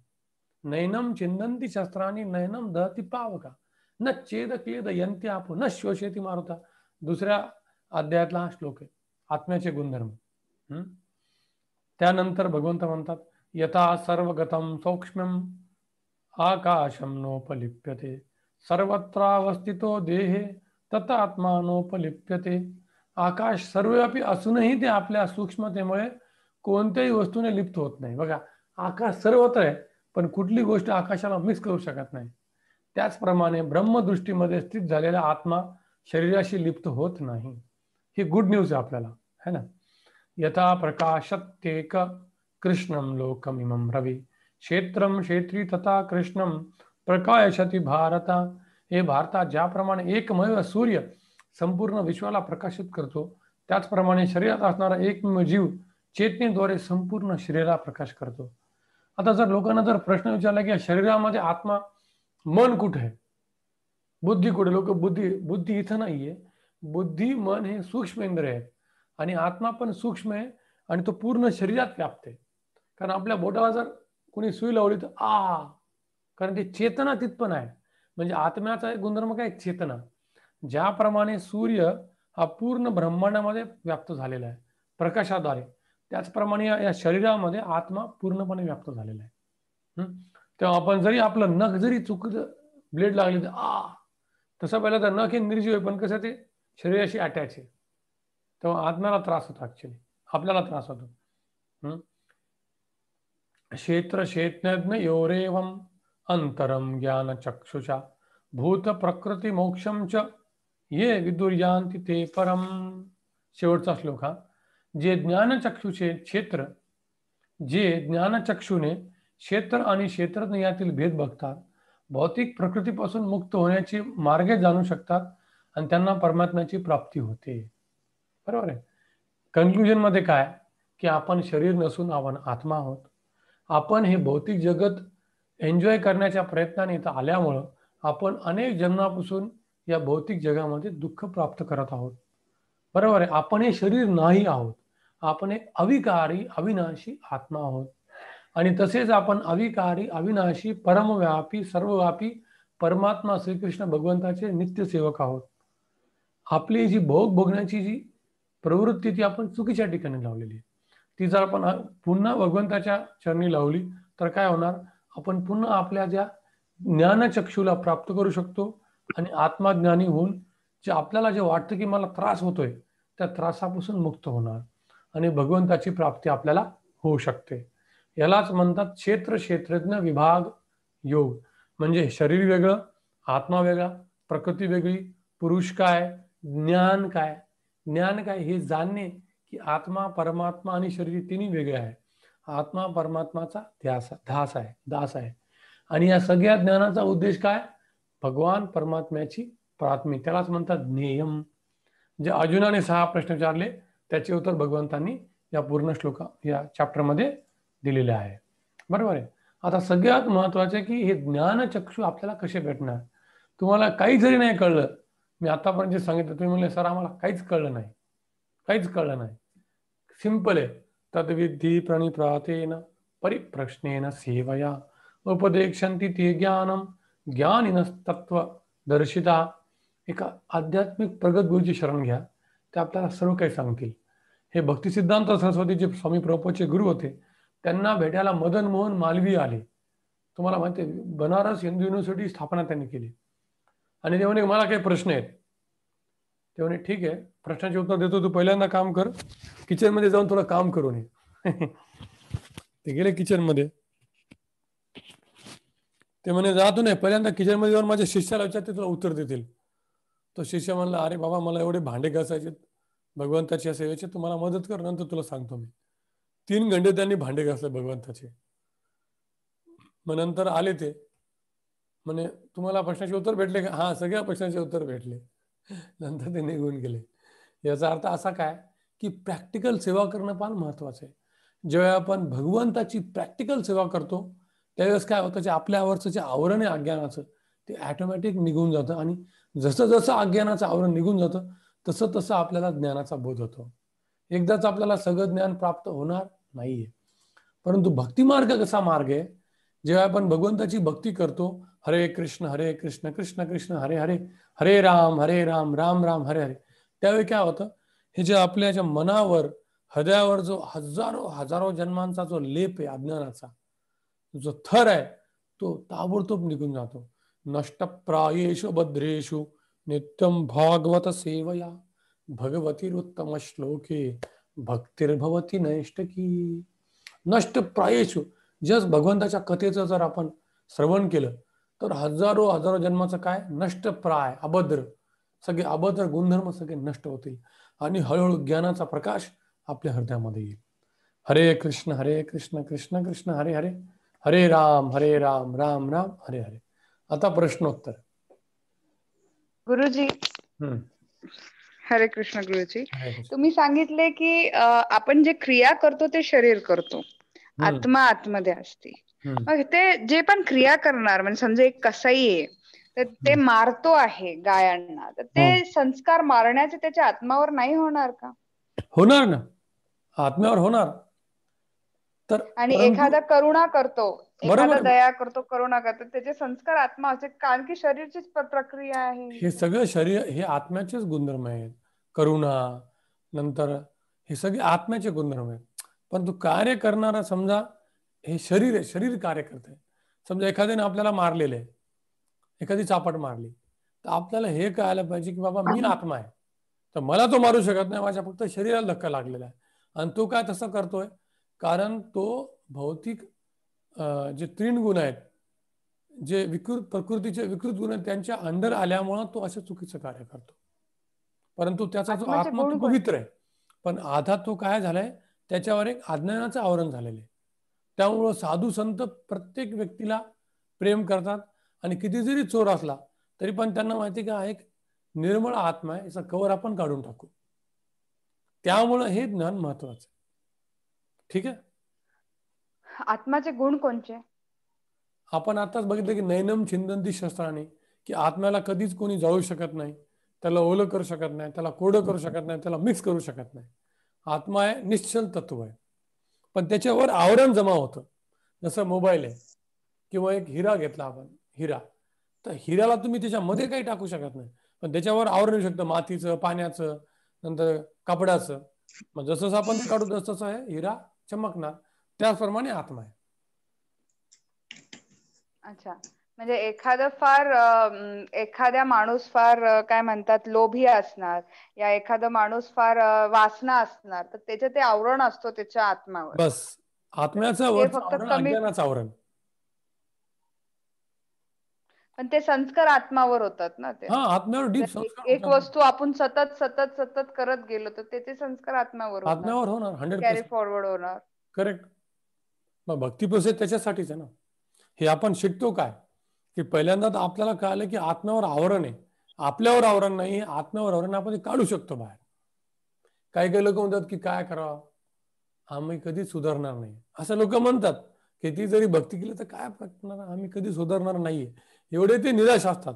किंवा कधी कधी दुसऱ्याला म्हणतात की तू काय सुधारणार आहे, तू तर कुत्र्याची शेपूट आहे, असं पण म्हणतात ते. पण हे सगळं चुकीचं आहे. आणि हे अज्ञानामुळे होतं. म्हणजे एखादा जर माणूस आहे, त्याला वासना आहे, त्याला मारणं, हानी करायची, कोणाला मारायचं, असे जे संस्कार आहे, हे संस्कार जर त्यांनी दया केली, देवाची भक्ती केली, शुद्ध विचार ठेवले, तर त्याची आत्मा प्रबळ होऊ शकते. ह्याचं उदाहरण आहे ना, त्याचे वाल्य. आवरण जाऊ शकतात आणि त्याची आत्मा शुद्ध होऊ त्याचं शकते, है उदाहरण ना? शास्त्रात आहे ना.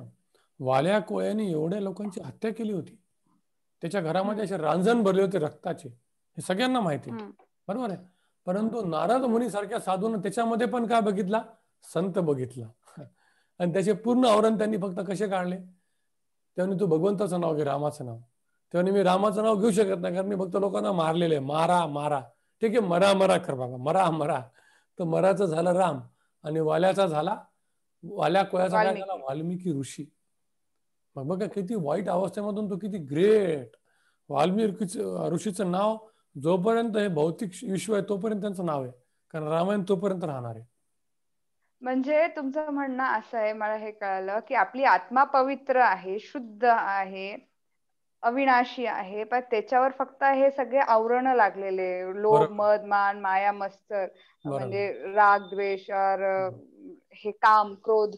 तर करेक्ट. आपल्याला फक्त ह्याचे चांगले संस्कार लावायचे, म्हणजे करेक्ट, रागच्या ऐवजी भक्तीद्वारे. दया, माया, क्षमा, हा येस. देवाच्या भक्तीद्वारे, येस. क्षमा, आणि ते देवाच्या भक्तीद्वारेच जाऊ शकतं, बाकी कुठल्याच सत्कर्म मार्गाने जाणार करायचे नाही. कुठल्याच मार्गाने जाणार नाही. आणि जरी मग आपल्याला कळालं. हम्म. असे हे आवरण काढून आपण हळूहळू चांगले संस्कार काढून मग आपल्या आत्माला डिवाइन सोल बरोबर बनवू आहे. शकतो. आणि हे जरी आपला त्यासाठी फक्त एकमेव मार्ग म्हणजे देवाचा मार्ग, भक्ती भक्ती भक्ती. मार्ग कारण आणि बऱ्याच लोकांना, सत्कर्म. ज्ञानी पुरुषांना पण माहित असतं की मी चुकीचं करतोय, पण ती सवय जात नाही. हम्म. म्हणजे एखादा व्यक्ती दारू पितो, त्याला माहिती आहे की सगळं हम्म. चुकीचं कार्य करतोय, पण ते जाऊ शकत नाही. कारण भौतिक प्रकृतीचा 14वा अध्याय आहे ना, फार चांगला अध्याय, आपण ते बघू द्या. हे भौतिक प्रकृतीने कसं आपल्याला बांधून टाकलेलं आहे पूर्ण. त्याला 3 साखळ्या म्हणतात, एक सोन्याची, चांदीची आणि लोखंडाची. या 3 साखळ्यांनी प्रत्येक व्यक्तीला कसून बांधलेलं आहे. त्याला समजतच नाही तो काय वागतो. प्रकृतीच्या गुणांमुळे तो सरळ वागतो, त्याला कळत नाही.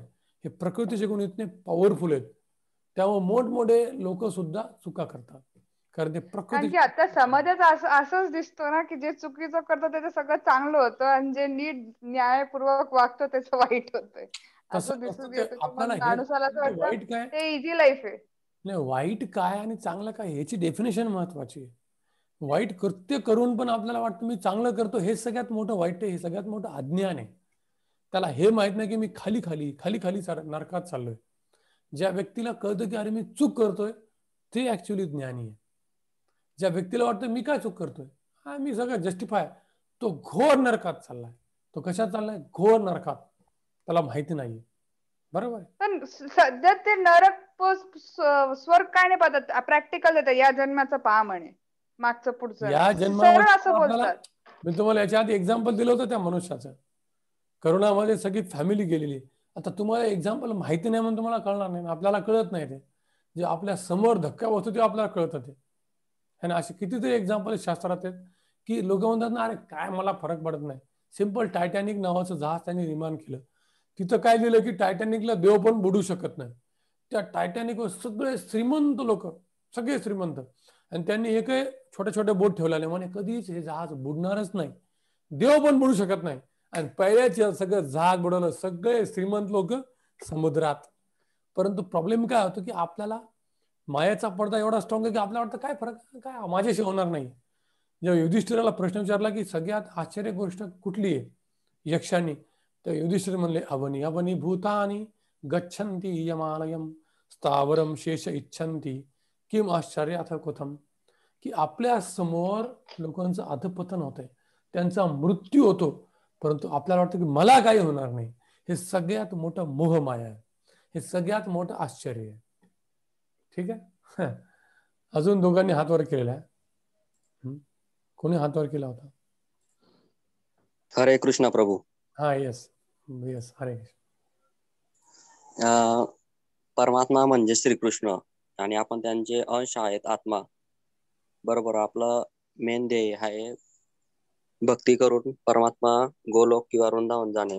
बरोबर. हा, तर एक मेन उद्देश असा आहे की मग परमात्माने एवढं ब्रह्मांड बनवलेलं आहे. ब्रह्मांड, भौतिक जगत, प्रकृती, मन, बुद्धी, आत्मा असं वेगवेगळं का बनवलेलं आहे, मेन ध्येय तर ते आहे. पण मग असं का केलंय भाऊ? ब्रह्मांडाची निर्मिती कशाला केली? बरोबर आहे. हा, ब्रह्मांड पण त्याच्यानंतर ही प्रकृती, हे तीन समजलं गुण, समजलं कसं असतं, मन, असं समजलं मला. वेगवेगळं आता बघा, मेन ध्येय तर ते आहे ना, असं का मग? समजलं मला. आता बघा, बरेच गृहस्थ येत आहेत ज्यांना मुलं असतात, बरोबर आहे. आता आई एक स्वयंपाक करते, उत्सव आहे, आई स्वयंपाक करते, मुलगा म्हणतो मला पण स्वयंपाक करायचा. आता आईला माहित आहे ह्यानी जर स्वयंपाक केला तर कोणी खाणार नाही. ठीक आहे, एक उंडा घे, छोट्या खेळ्या घे, बनवत होतो तो स्वयंपाक. तो स्वयंपाक बनवत राहतो, नंतर भूक लागली म्हणतो जाऊ दे आता मला वापस खायला दे. आई असं म्हणू शकत नाही, मूर्ख तू इथंच तुला काय कळतं का, तुझ्या याला काय व्हॅल्यू आहे का, तू बेवकूफ आहेस, गपचूप आहेस. पण तो आईच्या मुलावर प्रेम आहे. तिला वाटतं की त्याला स्वतःला समजलं पाहिजे, त्याला स्वतःला समजलं पाहिजे. त्याचप्रमाणे भगवंताचं आपल्याला खूप प्रेम आहे, परंतु आपण भगवंत मलाच भगवंत व्हायचे, मी सगळ्या सृष्टीचा मालक होणार आहे. भगवंताला हसू येतं. भगवंत एक चापट माणूस येते, भगवंत नको तुला समजलं पाहिजे म्हणून आपल्याला त्या भौतिक जगात पाठवतात.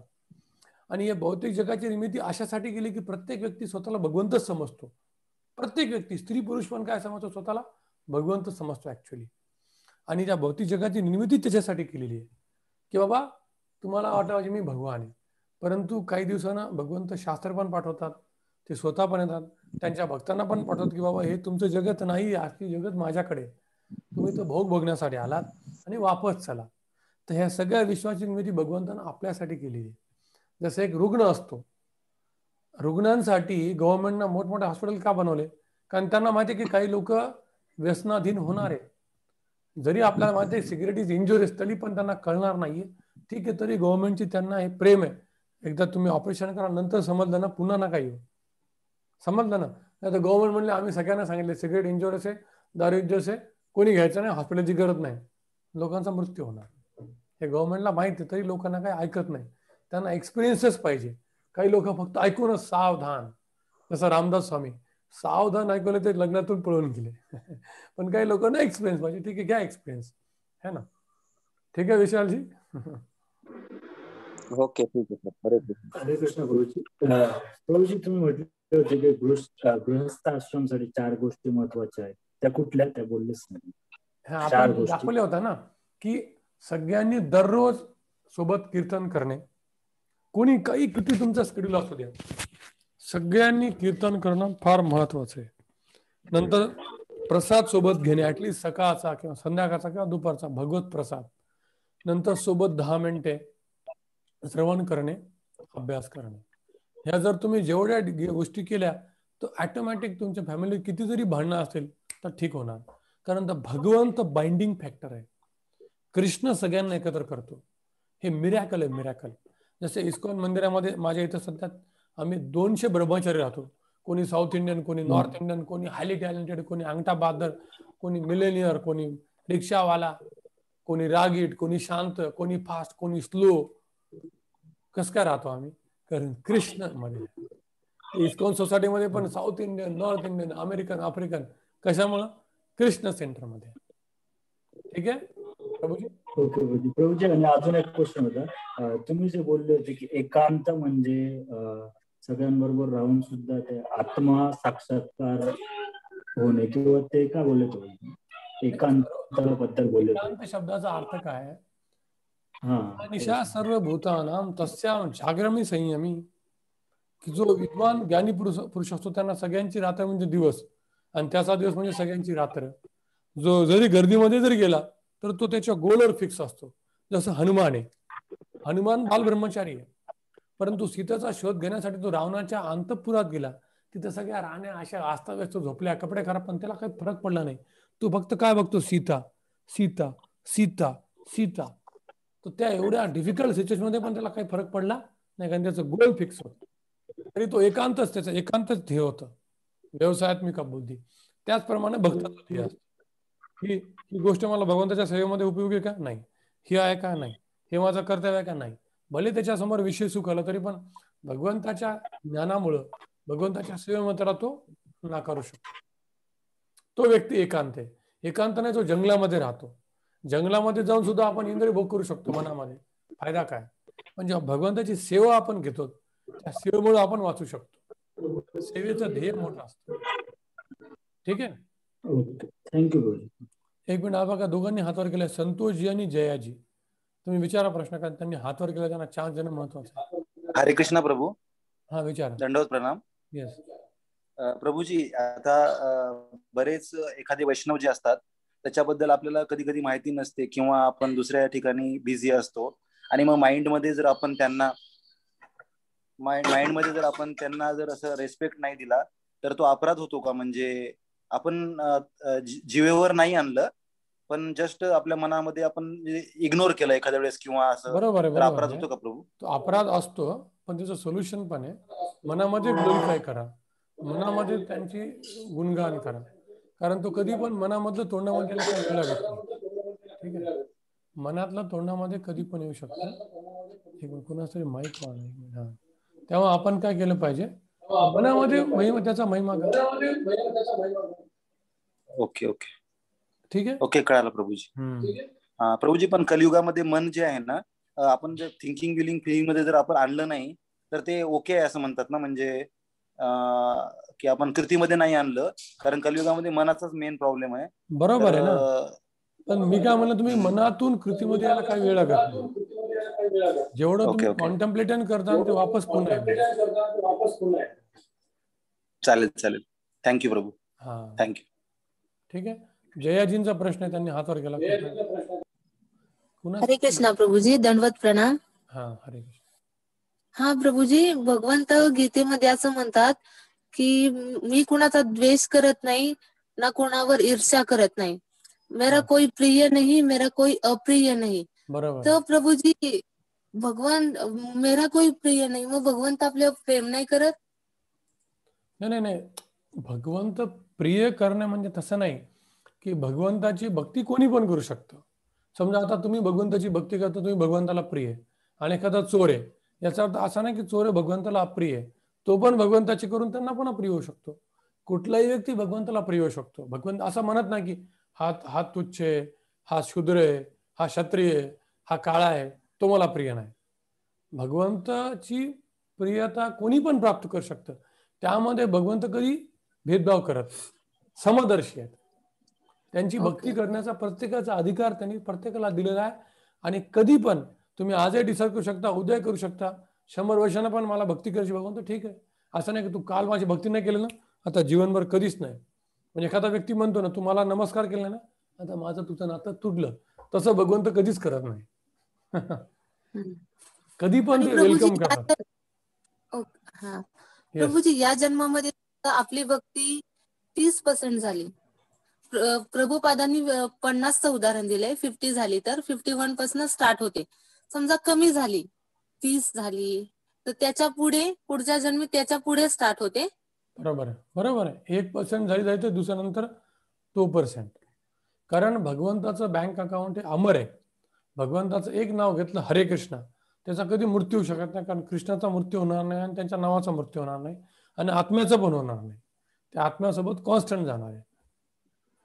बाकी कुठल्याही गोष्टीचा आत्म्यासोबत शरीरासोबत नाश होतो, परंतु आध्यात्मिक गोष्टीचा नाश होऊ शकत नाही, कारण ते आत्म्याशी आणि भगवंताशी संबंधित आहे. ओके. आणि असं म्हणतात भगवंताचं एकदा घेतलेलं नाव, म्हणजे कोणतंही नाव तुम्ही जेव्हा पृथ्वी सोडून जाता तेव्हा तुमच्या सोबत येतात, एकही नाव खाली राहत नाही. बरोबर आहे. तुम्ही घेतलेलं बरोबर आपल्या सोबत येतात. बरं, 100%. कारण हे नाव कामामध्ये घेतलेलं, घाईमध्ये घेतलेलं, कसंही असू द्या, कारण हे पृथ्वी सोडा, या ब्रह्मांडाशी सोडा, या भौतिक जगासाठी सोडा, कारण हे भगवंत भौतिक जगाच्या वर आहेत आणि आत्मा तसं पाहिलं तर भौतिक जगाच्या वर आहे, कारण तो काय हमेशा म्हणजे त्याचा मृत्यू कधी होत नाही. तर भगवंताच्या नावाचा मृत्यू कधीच होणार नाही. तुम्ही ब्रह्मांड जरी सोडून गेले तर ते तुमच्या सोबतच असणार आहे. दुसऱ्या ब्रह्मांडात जरी गेले तर तिथं पण येणार. कारण भगवंत सर्वत्र आहे. हो प्रभूजी, मी लाल गोविंदास प्रभूजींचं लेक्चर ऐकलं होतं. त्याच्यामध्ये ते एकादशीचा महिमा सांगत होते. त्यामध्ये त्यांनी सांगितलं की उर्वशी अप्सरा रघुवंश राजाने एक गार्डन तयार केलं होतं. त्या सुगंधाने ती रोज रात्री खाली येत होती आणि एकदा तिचा पदर वांग्याच्या झाडाला अडकतो. ते त्याच्यामुळे तिचं पुण्य क्षीण होतं आणि बाकीच्या संपूर्ण अप्सरा ह्या स्वर्गात जातात आणि ती खाली राहते. का तर फक्त तिचा पदर वांग्याच्या झाडाला अडकलेला असतो. असं म्हणतात की वांग खाल्ल्याने तुमची पुण्य क्षीण होतात, असे लाल गोविंदास प्रभू बोलले. तो प्रभूची वांग नाही खायचं? नाही, मला तर काही माहित नाही. मी वांग का खात नाही, कारण तेव्हा मला त्रास होतो. बाकी काही नाही. परंतु भगवंताला आपण भोग लावू शकतो, असं शास्त्रात काही दिलं नाही. ठीक आहे, बऱ्याच गोष्टी म्हणजे मला त्याबद्दल मी काही स्वतः ती स्टोरी ऐकली नाही, तेव्हा मी काही कमेंट करू शकत नाही. ओके ओके ओके प्रभू. अजून कोणाचा प्रश्न होता? एक मिनिट. विशाल प्रश्न. प्रभू, हा विचारा. श्रीमद भगवत गीतेचे पूर्ण श्लोक कंठस्थ कसे करू शकतो आपण? चांगला प्रश्न विचारला. ऍक्च्युली ज्यावेळी आपण त्या श्लोकाच्या प्रेमामध्ये पडतो ना, ऑटोमॅटिक ते आपल्याला लक्षात राहतं. कुठली गोष्ट जेव्हा आपण प्रेमानं करतो तेव्हा तुम्ही त्याला विसरू शकत नाही. त्याचप्रमाणे तुम्ही भगवंत गीतेच्या श्लोकांच्या प्रेमामध्ये पडा. जेव्हा त्या श्लोकाला तुम्ही समजताल, हा काय श्लोक आहे, जसं अनन्यश्चिंतयन्तो माम ये जना पर्युपासते तेषां त्याभियुक्तानां योगक्षेमं वहाम्यहम्. हा श्लोक कधी मी पाठच केला नाही, परंतु त्या श्लोकाच्या प्रेमात आहे की काय भगवंत म्हणतात की अनन्यश्चिंतयन्तो माम, की मी माझ्या भक्तांचं हमेशा अनन्यद्वारे त्यांचं रक्षण करतो, जे माझी अनन्यद्वारे भक्ती करतात. किंवा तेषां सततयुक्तानां भजतां प्रीतिपूर्वकं ददामि बुद्धियोगं तं येन मामुपयान्ति ते. हा पण मी कधी लक्षात नाही ठेवला, पण तो ऑटोमॅटिक पाठ झाला, कारण त्या श्लोकाच्या प्रेमामध्ये पडल्यामुळे. ठीक आहे, त्या श्लोकाचा महिमा तुम्हाला समजणं महत्वाचं आहे. तेव्हा तुम्ही भगवद्गीता वाचा, त्या श्लोकाचं महत्व काय, मग तुम्हाला कळणार अरे किती महत्वाचा श्लोक आहे. ठीक आहे विशालजी. हरे कृष्ण. तुम्ही एक म्हटलं होतं की अज्ञानाचं आवरण निघाल्यानंतर, थोडा जोरात आहे, तुमचा आवाज कमी आहे. आपण सोल प्लॅटफॉर्म काय म्हणतात प्रभू? प्रश्न कुणाचा आहे? तुम्ही जे म्हटलं होतं ना की निकिता जाधव म्हणून नाव, त्याच्यामुळे येतोय का आवाज? हा बोला. हा, तर एक मिनिट. मी म्हणत होतो की तुम्ही जे बोलले होते की अज्ञानाचं आवरण गेल्यानंतर आपण जे आत्मा प्लॅटफॉर्मवर येतो किंवा सोल प्लॅटफॉर्मवर येतो, तर ते एक्सप्लेन करा नाही का? आत्म्यावर जे अज्ञानाचं आवरण आहे ना, कारण इमिजिएटली जर बघितलं तर आत्म्यावर एक सूक्ष्म देहाचं आवरण आहे, मन बुद्धी अहंकार, आणि ग्रॉस देह म्हणजे करंटलं शरीर, जे पंचमहाभूतानं बनलेलं आहे. हे दोन आवरण एवढे स्ट्रॉंग आहेत की आपल्याला आपण वाटतं की मी शरीरच आहे. मग ते एखाद्याने जर काबू केलं की नाही मी शरीर नाही, मग त्याला वाटतं मी आत्माच आहे, मी मनच आहे, मी बुद्धीच आहे, मी अहंकारच आहे. सगळ्यात मोठं कव्हरिंग अहंकाराचं, की मी आहे, मी अहंकार. पण जेव्हा आपण भगवंताची भक्ती करतो, चेतो दर्पण मार्जनम, जेव्हा भगवंताचं नामस्मरण करतो, तेव्हा सगळे कवरिंग नष्ट होतात की मी कोणी नाही, मी फक्त भगवंताचा दास आहे, हीच माझी खरी स्थिती आहे. ज्यावेळी ही स्थिती आपल्याला प्राप्त होते, त्या सगळ्या कवरिंग हे निघून जातात. जे अतिशय मुश्किल कवरिंग आहेत, ते मोठमोठ्या योग्यांना पण जात नाहीत. मोठमोठ्या योग्यांना पण ते निघू शकत नाही, त्या फक्त भक्ती मार्गाने जाऊ शकतात. आणि दॅट इज आपलं खरं नेचर. जसं बघा, एक वडील असतो, तो करोडपती आहे, खूप गडगंज संपत्ती आहे, पण मुलगा म्हणला की नाही, मला तो हिस्सा पाहिजे, तो वडिलांशी भांडतोय, मी पण स्वतंत्र आहे, जा म्हणतात वडील. त्यांचं फक्त एकच कर्तव्य की वडिलांची सेवा करणे सबमिसिव्हद्वारे, विनम्रतेने, पूर्ण प्रॉपर्टी यालाच भेटणार आहे. त्याचप्रमाणे जेव्हा आपण म्हणतो की मी भगवंताचा दास आहे, सगळे आपल्यालाच भेटणार, जे भगवंताचे ते आपल्यालाच भेटणार आहे. पण जोपर्यंत आपण म्हणू नाही मी स्वतः भगवंत आहे, तुमच्याशी कॉम्पिटिशन करणार, मग कसं काय आपल्याला शक्य आहे ना. मग त्यामुळे जेव्हा आपल्याला फक्त एवढं समजतं की भगवंताचा दास आहे, सर्व सिद्धींची प्राप्ती होते, सर्व सिद्धींची प्राप्ती. ठीक आहे, थँक्यू. झाले प्रश्न ना. मला रेकॉर्डिंग कोणी मागितली तर ठीक आहे, मी जनरली तुम्ही मागितले ना, मी अमल कीर्तन प्रभूला मेल करतो, मग ते ग्रुपमध्ये शेअर करतात, बरोबर आहे ना, तुम्हाला माहिती आहे ना. ठीक आहे, येस. तर उद्या आपण जो 14वा अध्याय फार महत्वाचा आहे, प्रकृतीचे 3 गुण. त्यामध्ये बऱ्याच गोष्टी आपल्याला क्लिअर होतील, तुम्ही मिस नका करू, टाईमवर या. मग आपण पहिल्यांदा भगवद्गीतेचा अध्याय रिसेट करूया, थोडं हरे कृष्ण कीर्तन करू, कारण आज सगळे लवकर कोणी नव्हते, म्हणजे 10 मिनिटं बरेच उशीर आले. 7:30ला आलं तर आपण 5 मिनिटं कीर्तन आणि 5 मिनिटांमध्ये पूर्ण श्लोक पाठांतर करू. ठीक आहे. हरे कृष्ण कृष्ण कृष्ण हरे हरे, हरे राम राम राम हरे हरे. हे सेशन जर दुपारी असलं असतं ना तर मी तुम्हाला अनलिमिटेड वेळ दिला असता, पण जसं जसं 9च्या वर काटा जातो तसं तसं आमच्या हृदयाचा काटा वाढत जातो, कारण आमचा उठायचा वेळ फिक्स असतो. ठीक आहे. हरे कृष्ण. हरे कृष्ण. हरे कृष्ण. हरे कृष्ण. सर्वांचे धन्यवाद. हरे कृष्ण. हरे कृष्ण. हरे.